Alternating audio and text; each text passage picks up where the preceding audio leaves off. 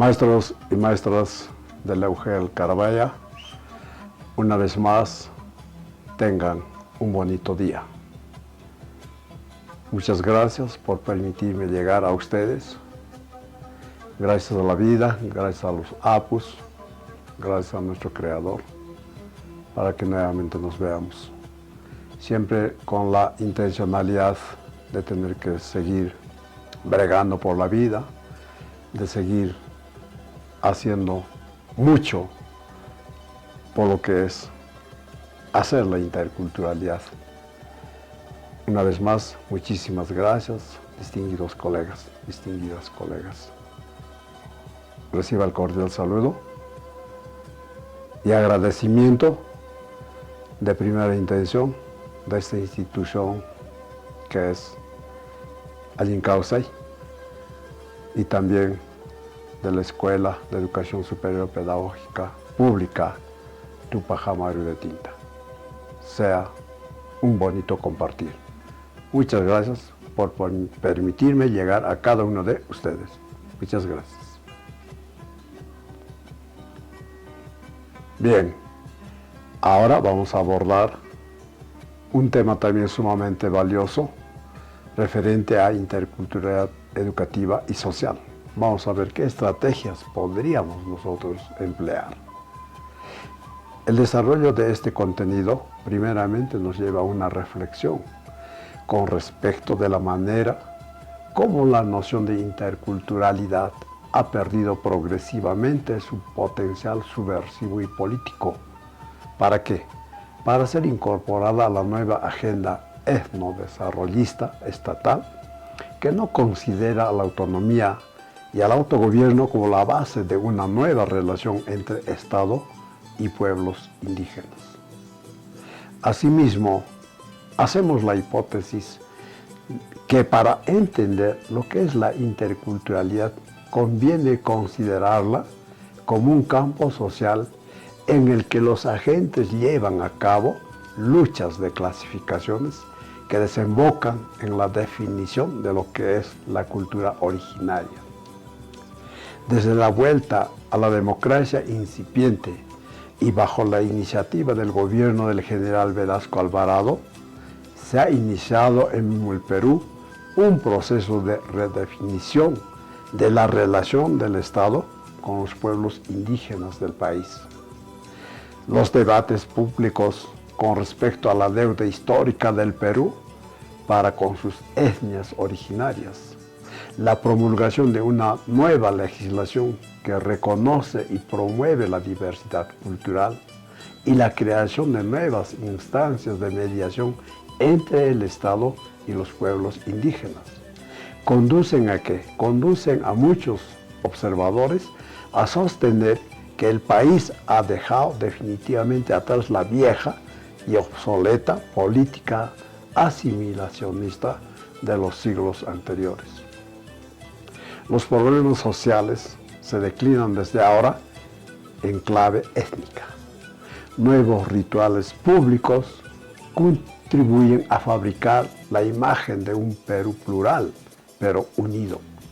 El país parece haber iniciado el tercer milenio animado de un impetuoso deseo por reimaginar su cuerpo político como nación, dispuesto a reparar el daño histórico infligido a sus poblaciones originarias y a otorgarles a sus hijos nativos un lugar digno en el seno de la comunidad nacional.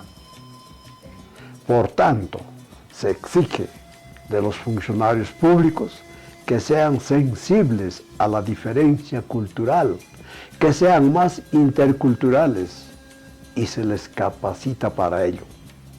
Escasas son las instituciones de educación superior que no hayan incorporado a sus mallas curriculares algo relativo a la interculturalidad. Los diplomas y diplomados en interculturalidad se han multiplicado ad infinitum, lejos de limitarse al ámbito originario de la educación. La interculturalidad se aplica desde algunos años a los dominios de la salud, de la gestión cultural y patrimonial, del derecho, de la economía, etc.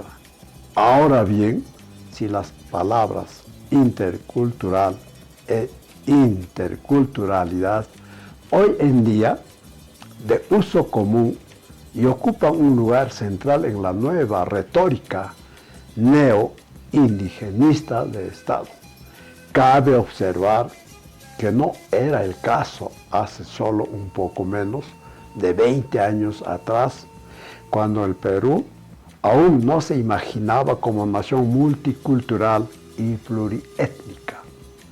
Lejos de emplearse en el ámbito de las políticas públicas o de ser una nación del sentido común, la interculturalidad era un concepto usado por las organizaciones indígenas conectadas a las franjas progresistas del mundo de la investigación-acción de base.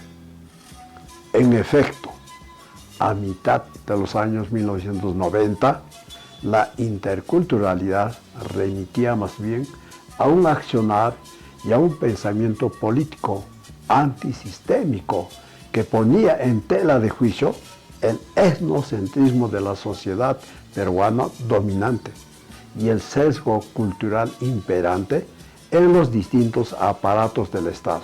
¿Cuáles son estas? Escuela y algunas instituciones públicas. En aquellos años, los líderes y dirigentes indígenas afirman que, a diferencia de los criollos o peruanos no indígenas, ellos son interculturales o biculturales, pero además de ser bilingües, han desarrollado la capacidad de manejarse social y culturalmente entre y en dos mundos. Ante la política paternalista de asimilación del Estado, los indígenas y los militantes de la causa indígena reclaman el derecho a una mayor autonomía en la educación de sus niños y exigen que se tome en cuenta la diversidad cultural existente en las zonas del país de alta densidad de la población nativa. El ciudadano y las empresas deben mostrarse sensibles a la diversidad cultural, conocer y respetar al otro e instaurar un terreno de entendimiento. Pero hay más, pues la interculturalidad no solo representa un fenómeno social existente o deseado, es también un hecho jurídico. La interculturalidad se encuentra así extraída del campo de las luchas políticas antihegemónicas indígenas para ser importada en el ámbito de las políticas estatales y progresivamente incorporada al dispositivo retórico conceptual de los consultores y agencias de cooperación y desarrollo. Los dirigentes y profesionales de las asociaciones y organizaciones indígenas de base sienten que se les está despojando de una noción que, de alguna manera, habían hecho suya.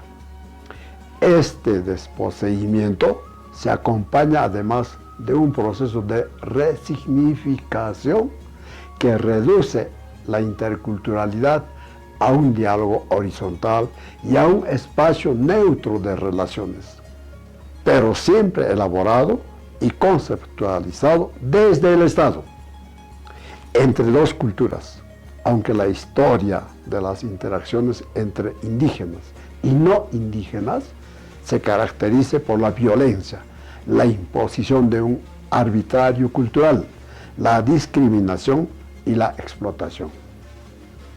Los indígenas que rechazan la interculturalidad como nuevo campo político hegemónico son tildados de antisociales, terroristas o antipatriotas. Los militantes que declaran que la idea de soberanía nacional y de defensa de los intereses de las etnias originarias nacionalizadas es una ficción o farsa, pues el capitalismo transnacional no conoce fronteras. Son excluidos del diálogo, deslegitimados, invisibilizados, reprimidos y encarcelados. Aquí tenemos a un gran personaje como José María Arguedas, que es antropólogo, novelista, traductor y docente peruano. Él fue un personaje singular que habitaba en dos lenguas, dos culturas y dos mundos de significación. Aprendió, no sin luchas internas, a vivir y convivir con sus dos mundos, que denodadamente intentó vincular, incluso planteándose la posibilidad de universalizar lo indio, aunque supiese la apropiación indígena de formas de expresión y actuación ajenas. Arguedas sintió, gozó y también padeció la interculturalidad, pues lo atormentaban la injusticia social y la postergación de la población quechua por la opresión, explotación y racismo, y al mismo tiempo transitaba con deleite por la vida quechua, a través del canto y las narrativas orales de su infancia, y sublimaba la forma de ser, sentir y actuar quechua campesinas. En la actualidad se cuestiona además la ontología del conocimiento escolar, poniendo en jaque el mecanismo privilegiado por los estados para el control social de sus ciudadanos, el currículo. Desde ese lugar, los indígenas reclaman la inclusión de sus sistemas de conocimiento en la educación formal, colocando a los ministerios de educación y a sus funcionarios no acostumbrados a ver el desarrollo curricular como espacio de construcción social y menos como procesos de negociación cultural. En ese contexto, las visiones curriculares tecnocráticas colisionan con las socioculturales cuando el currículo se vincula al territorio ancestral y a otras formas de ser y estar en el mundo, y sitúan a todos ante situaciones que requieren al menos un diálogo interepistémico. En el caso de las comunidades quechuas, de Sicuani o de Canches, diríamos así, el Centro de Promoción y Sabidurías Ancestrales apoya desde 1998 a comunidades y centros educativos de distintos niveles para desarrollar una educación intra e intercultural que incorpora los saberes locales con vistas a la recuperación de la biodiversidad cultural y ecológica como plataforma de acción común entre escuela, familia y comunidad. Con ello se persigue la conformación de una sociedad intercultural en armonía con la naturaleza, a través de metodologías vivenciales ancladas en la perspectiva del Ixcayache. ¿Qué quiere decir en castellano? Dos pensamientos, dos saberes, dos conocimientos o aprendizajes. Desde la revaloración del trabajo agrícola y la crianza de la chacra, se apunta al desarrollo de las capacidades socioafectivas, cognitivas, culturales y lingüísticas que los educandos requieren para funcionar dentro y fuera de su comunidad de origen, con la mira puesta en el summa causa. Al tratarse de estudiantes de los niveles inicial, primaria y secundaria, en su mayoría bilingües y que hablan con frecuencia el quechua, este es el idioma de uso predominante en las actividades desarrolladas y en la interacción con las comunidades y sus autoridades. La lengua se aprende usándola en el contexto agrícola ritual de la chacra, de manera natural, y en la interacción con los comuneros, conocimiento que luego es reforzado en la escuela, con el lema institucional lo explicita. Niños en aula desarrollando lo aprendido en la chacra. Mientras que en la EIB estatal persiste la visión de la lengua subalterna como puente hacia la hegemónica. En la educación propia se observa una orientación y esfuerzo todavía no logrados por avanzar hacia un bilingüismo equilibrado y funcional, que permita a los educandos funcionar en el territorio propio, como en su interacción en las ciudades y con las instituciones del Estado. De allí que la educación bilingüe no concluya en la primaria y proyecte al menos hasta el fin de la secundaria. Este norte incluye aquellas experiencias que deben comenzar con la recuperación de la lengua patrimonial. Sin embargo, en ninguno de estos dos modelos se avisora todavía el trabajo desde y con los dialectos locales del castellano.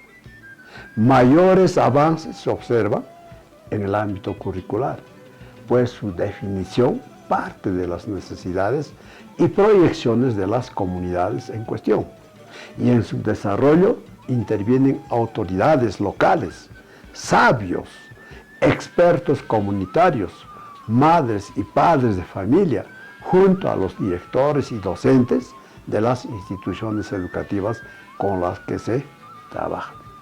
Todo ello no ocurre al margen de lo nacionalmente prescrito, sino que se busca llegar de forma más pertinente y relevante, y siempre a partir de los conocimientos propios y previos, en aras de una relativa complementariedad.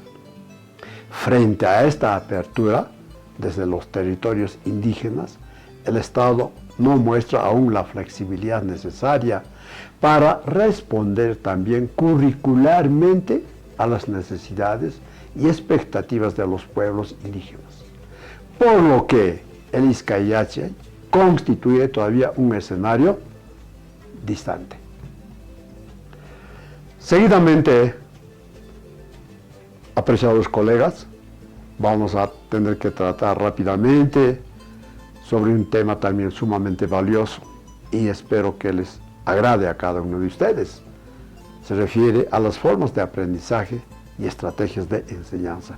Tenemos ahí a un gran investigador, a Fidel Tubino, que dice que comparte algunas reflexiones acerca del currículo entendido desde una perspectiva intercultural. ¿Para qué? Para que la educación básica sea intercultural, debe disponer de un currículo intercultural, abierto, flexible, integrador y diversificado.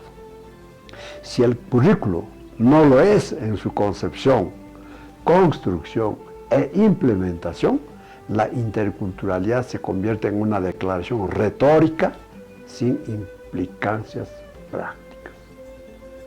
El diseño curricular nacional de la educación básica regular, elaborado por el Ministerio de Educación, debe asegurar la unidad en la diversidad. Debe ser reajustado a fin de que defina solamente los aprendizajes mínimos que deben alcanzar los estudiantes al concluir cada uno de los niveles, así como los lineamientos generales que se deben seguir para la evaluación de los mismos. Actualmente, la llegada a los centros educativos de alumnado de distintas culturas, idiomas y costumbres genera la necesidad de establecer un ambiente respetuoso y acogedor que promueva el desarrollo personal y el conocimiento intercultural. Para ello, el profesorado debe estar formado y debe formular nuevas actitudes y metodologías en el grupo clase, evitando de este modo posibles situaciones de desventaja educativa o discriminación. Fundamentalmente, colegas, las actividades interculturales desarrolladas en los centros educativos se establecen en base a 3 ámbitos. Por un lado, se pueden desarrollar actividades interculturales a nivel de centro, actividades a nivel de aula y actividades para formar al profesorado en educación intercultural. En concreto, a nivel de aula se podrían desarrollar actividades centradas en las siguientes propuestas. Introducir contenidos interculturales de manera transversal, es decir, que sean desarrollados a través de las distintas unidades didácticas que el profesorado realiza a lo largo del curso escolar con el alumnado y que dichos contenidos se vean adaptados a las distintas áreas curriculares. Como segunda propuesta, se debe promover las relaciones grupales. Por ejemplo, se podrían desarrollar dinámicas de conocimiento al inicio del curso, de autoestima, de escucha activa y comunicación. Si se quiere empezar a hablar de temáticas como el respeto y la tolerancia, es preciso promover el respeto por uno mismo, así como el saber escuchar, dialogar y comunicarse con el resto. Y como tercera, se debe emplear estrategias socioafectivas y sociomorales en la educación en valores. La finalidad de estas últimas es que el alumnado tome conciencia de sus propios valores, ya que a través de dichas estrategias se fomenta la reflexión y se profundiza en ellos. Entre los ejemplos se encuentran los dilemas morales, la resolución de conflictos, la mediación escolar y la clarificación de valores. Con respecto a las estrategias socioafectivas, es preciso tener en cuenta que si se pretende promover un cambio de actitudes en el alumnado, es fundamental que se planteen situaciones de discriminación para que estos sean capaces de identificarlas y situarse en el lugar del otro. Además, debemos enfatizar en la formación del futuro profesional la educación intercultural. Sea imprescindible promover los objetivos propuestos por la misma. Pero dicha formación no ha de ir dirigida únicamente al equipo docente, sino que todos los miembros de la comunidad educativa son fundamentales para conseguir el correcto fomento de la atención a la diversidad cultural presente en el día a día de los centros escolares. Colegas, ahí surge otro estudioso, Sánchez y Mesa, que señala que los centros educativos deben establecer estrategias como los siguientes en la dinámica del centro. Por ejemplo, ¿qué propone?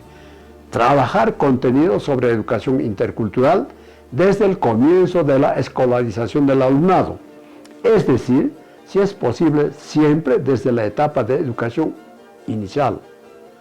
El equipo docente se debe involucrar de forma activa en el desarrollo y elaboración de las actividades interculturales que se realizan en la comunidad. Asimismo, promover que el profesorado introduzca en las programaciones de aula dichas actividades con el fin de que el trabajo sea continuo, permanente y sostenible. Incluir en el plan de acción tutorial actividades que se puedan poner en práctica en la hora de tutoría. Para ello es muy importante contar con el asesoramiento de profesionales de orientación educativa en las escuelas. También se debe fomentar el desarrollo de actividades en las que pueda participar e intervenir toda la comunidad educativa. Para que las actividades propuestas sean efectivas, es fundamental que el profesorado trabaje en equipo.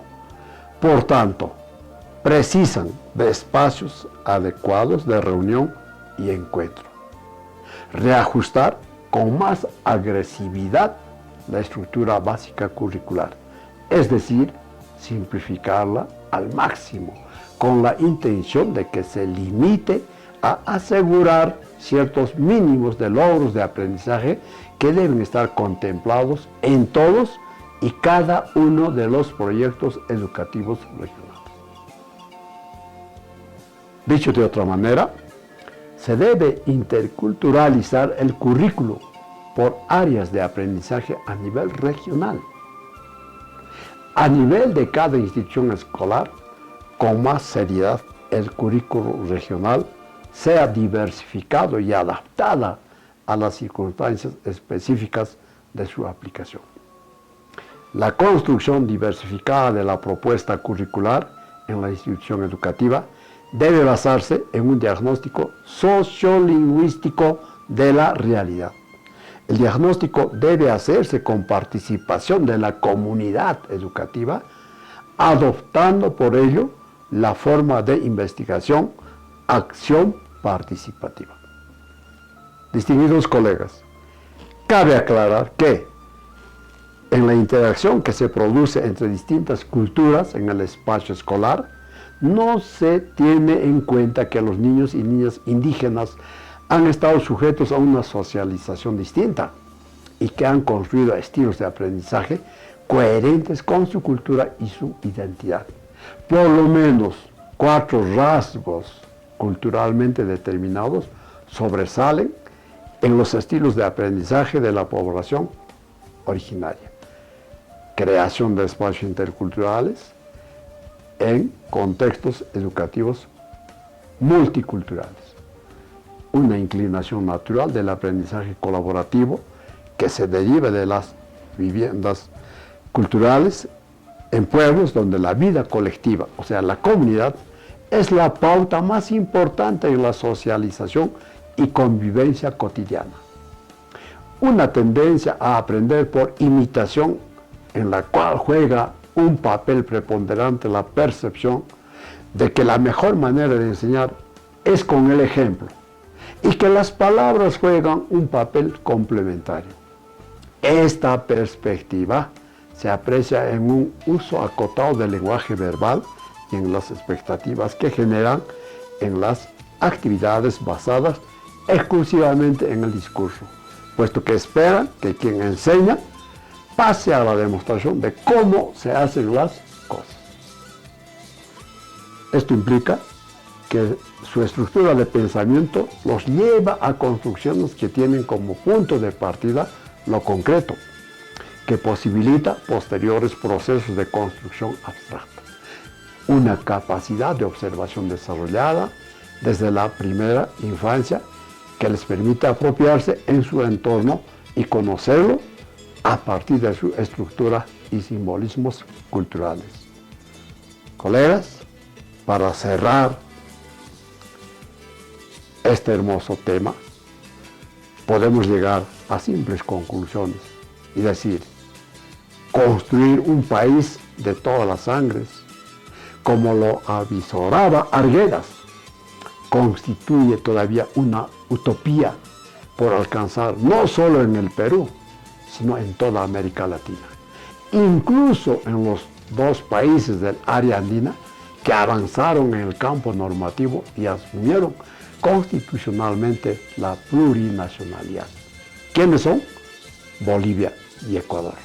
Las brechas que separan el deseo de su concreción en la transformación de lo cotidiano parecen insalvables.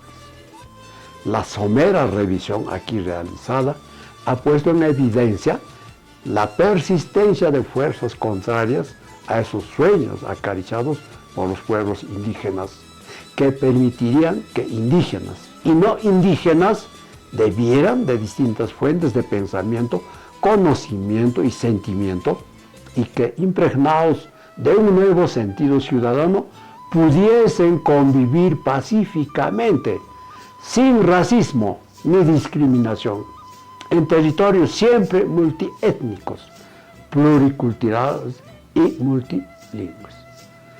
Hasta ahora, se intentó modificar preconceptos y apelando también al sistema educativo. Al cabo de más de 5 décadas, se constata que la legislación ayuda, pero no basta, y que la escuela oficial, por más que sus directivos y docentes se lo planteen, no puede despojarse de su legado histórico, de su razón de ser atada a la homogeneización y uniformización de ese Estado-nación, colocado en otras realidades que en las condiciones actuales parece imposible desmontar. Para avanzar hacia la utopía plurinacional, intercultural y multilingüe, por el momento no parece haber otra salida que la acción local encaminada a la transformación de lo cotidiano. Solo la acción, reflexión, acción de personas comprometidas con la utopía de construir países de todas las sangres puede sacarnos del atolladero en el día a día y desde el espacio que cada quien ocupa. En la medida que desde una interculturalidad transformativa los cambios comiencen a impregnar a más sectores de la sociedad, se contará con nuevos ciudadanos interculturales activos como ustedes, que exijan el cumplimiento y también se autoobliguen a militantemente ejercer los derechos culturales y lingüísticos que las normas vigentes y otras que podrían derivarse de ellas contemplen.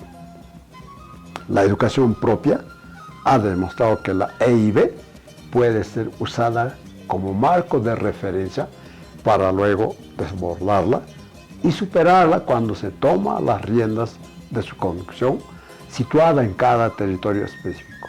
De ahí que también desde la acción local a los gestores de la educación propia les toca asumir el reto de perfeccionar y consolidar sus enfoques, modelos y prácticas, hacerlos públicos y propiciar debates regionales y nacionales sobre el sentido y significado de una educación alineada con la transformación para ir arrebatándole gradualmente al Estado el monopolio de la educación de todas y todos. Cuando ello ocurra, la escuela será parte integral de los planes de vida de los pueblos y no solo un dispositivo de los planes de desarrollo de los estados. Entonces, modelos como el Izcayachi y la propia EIB, construidos localmente, podrán multiplicarse e incidir en la educación de los sectores hegemónicos. Colegas, muchísimas gracias por haberme permitido llegar a cada uno de ustedes. Los quiero mucho y hasta pronto. Muchas gracias.